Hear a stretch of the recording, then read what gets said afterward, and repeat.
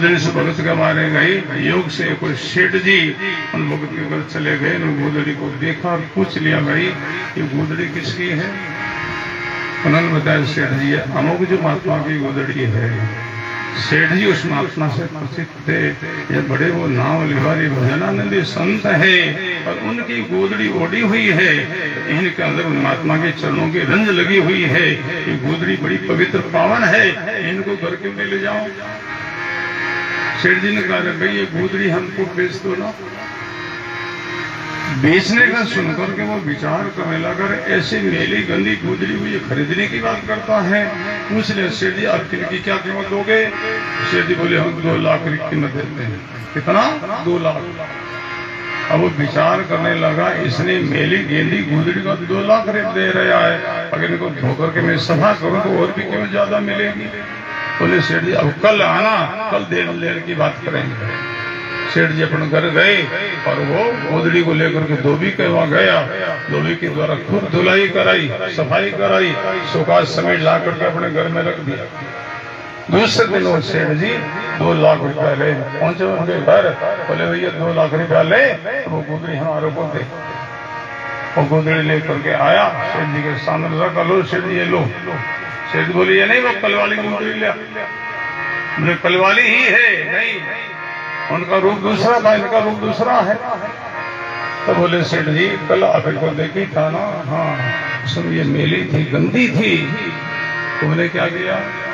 बोले मैं इस गोदड़ी को धोबी का गया, धुलाई गई, सफाई गई, वो गंदगी निकल गई, मेल निकल गई, इनको रूप दूसरा हो गया। वही गोदड़ी है जो कब अपने 2 लाख की कीमत लगाई। सेठ जी बोले रे जिनको तुम मेल कहता है, गंदगी कहता है, वो मेल गंदगी नहीं, उस महापुरुष के चरण की रंज थी। और मैं कीमत इस गोदड़ी की नहीं, मैं कीमत रंज की दे रहा था। संत चरण रंज गोदड़ी देन कहा लग दो, रजब कोड़ी नहीं बटी रे, मूर्ख दीनी रे धोई। कोई बड़े आगे लोग समझते हैं संतों के चरण कौन रंज मंचत, चरण कौन लिपटाए हुए दिन लेखे। कैर विदार संतोरी ऐसी महिमा मोमो को वर्णे नहीं जा। संतों की महिमा संत की बात है, हम जैसे लोगों की बात नहीं रे भाई। संत किसको कहते हैं, संत का क्या परिचय है। वाणी में एक साधु कहलाता है, एक संत कहलाते हैं, और एक कलाकार के नाते। हम लोगों की तो कलाकार में गिनती आती है, नहीं तो साधु में, नहीं कोई संत पर समझ जाने।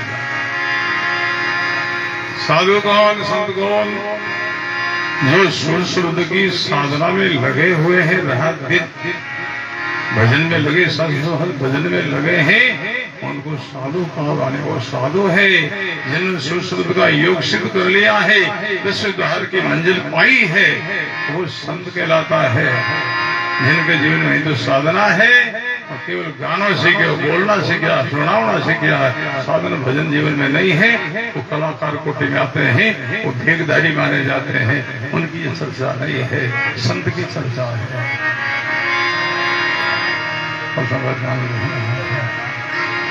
भगवान से भी संत की महिमा विशेष बताई है। प्रमाण वाणी बेचा जी महाराज की वाणी का प्रमाण है। बेचा जी कहते जिनकी छोटी जाति में जन्म हो जाओ तो लोग उनको इतना मान सम्मान नहीं देते हैं, और वो भगवान से करुणा करे, हे मालिक मैंने भी आप पूजनीय बनाओ, आदरणीय बनाओ। भगवान उनकी करुणा सुन ले, प्रार्थना सुन ले, और इस शरीर का अपराध पूरा होने के बाद उत्तम घर जन्म दे करके भगवान उनको पूजनीय बना सकते हैं। तो भाई बहनों, भगवान तो अगला जन्म में पूजनीय बनावे, हमारे संत को इसी ही जन्म में पूजनीय बना देवे।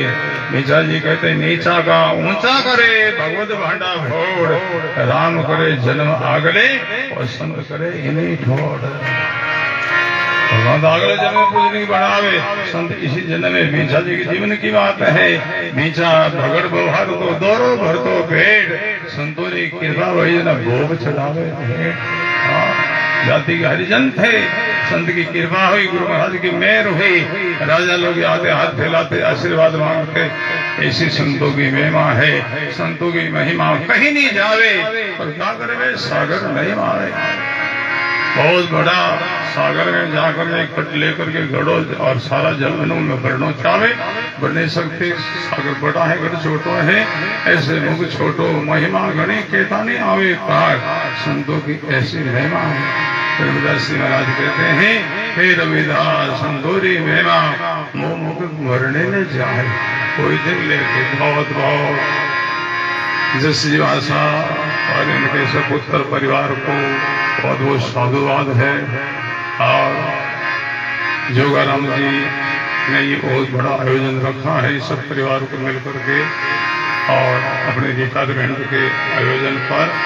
रिटायरमेंट का आप लोग समझ गए, आप लोग गृहस्थ आश्रम काम पूरा हो गयो है, और बाण प्रश्न में प्रवेश करे हैं, और बाण प्रसाद केवल साधना के लिए, केवल भजन के लिए, अपना उद्धार के लिए, कल्याण के लिए है।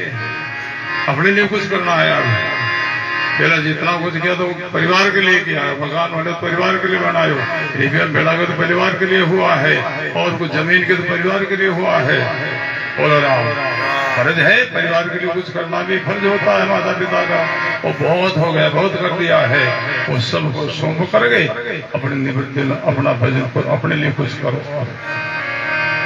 तो बहुत बहुत इन सब परिवार को साधुवाद है। आगे 1000 समय जो रेण धाम में वहाँ प्रवेश द्वार बनाया गया है। जी महाराज की कृपा से, गुरु महाराज के मेहर से उनका आज उद्घाटन का समारोह है। और 1 बजे आपने सत्संग समय जोड़ी है, विशाल सत्संग में ही। तो आप लोग इन सब परिवार की तरफ से सबने अपने निवेदन है, भोजन प्रसाद पाए, फिर आप लोग आराम से 1 बजे रेण धाम पधार जो, करो सत्संग रोज लाभ ले जो।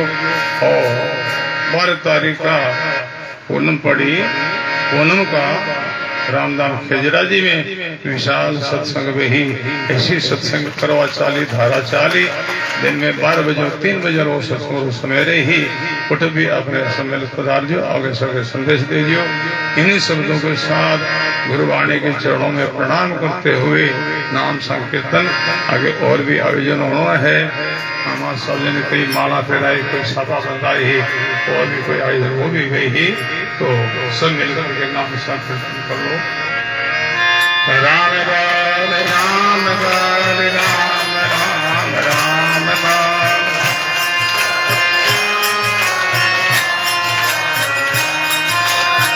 राम बाल राम बाल राम राम राम बाल,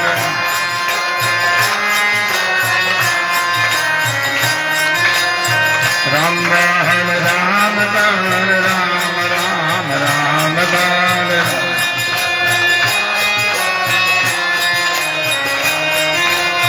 राम बाल राम बाल राम राम राम बाल,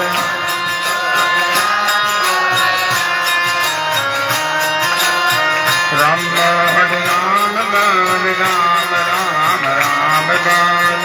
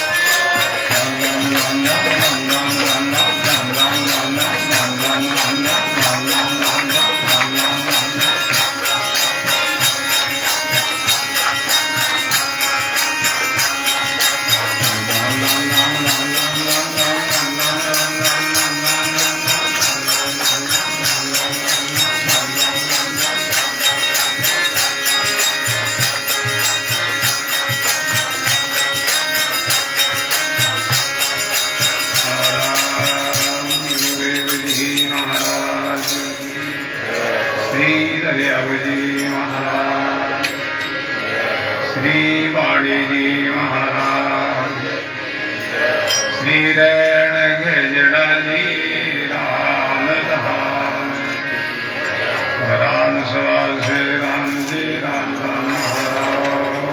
सभी भाई बहनों को निवेदन है, भोजन की समय है, भोजन की व्यवस्था हो रही है, आप लोग भोजन पाओ, महाप्रसाद झूठो नहीं छोड़ोला और भोजन पाओ। जी मिनक जी में जिम जीवन है वो खड़ो खड़ो नहीं, खड़ो भोजन ना कहीं, ये व्यवस्था अच्छी नहीं है।